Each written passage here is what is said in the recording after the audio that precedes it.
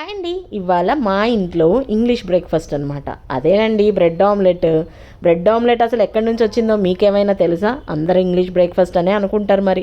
ఈ బ్రెడ్ ముక్కల్ని చక్కగా ఆయిల్లో దోరగా వేయించి పక్కన పెట్టేసుకొని, అండ్ అలాగే పచ్చిమిర్చి ఉల్లిపాయ అన్నీ కూడా కట్ చేసేసుకొని, ఇలా ఈ పచ్చిమిర్చి ఉల్లిపాయల్లో కాస్త పసుపు, మిరియాల పొడి, అండ్ అలాగే ఉప్పు, అండ్ అలాగే కాస్త కారపొడి, ఇంకా ధనియాల పొడి, ఇవన్నీ కూడా యాడ్ చేసేసుకొని చక్కగా అలా కలిపేసి పెట్టుకొని ఒక 4 గుడ్లను ఇందులో కొట్టేసి పెట్టుకొని మొత్తము బ్రెడ్ ఆమ్లెట్కి రెడీ అయితే చేసేసుకున్నాం అనమాట.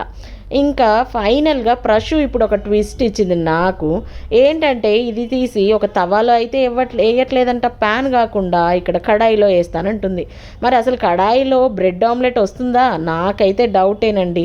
ఈమె ఇక్కడ కనీసం చలాకి అన్నా యూజ్ చేస్తుందా అంటే ఈ స్పూన్ అయితే యూజ్ చేస్తుంది.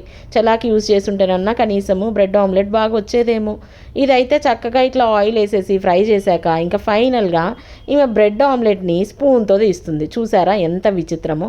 నాకైతే చాలా హోప్ఫుల్గా ఉన్నాను ఇదైతే సరిగ్గా రాదని చెప్పి.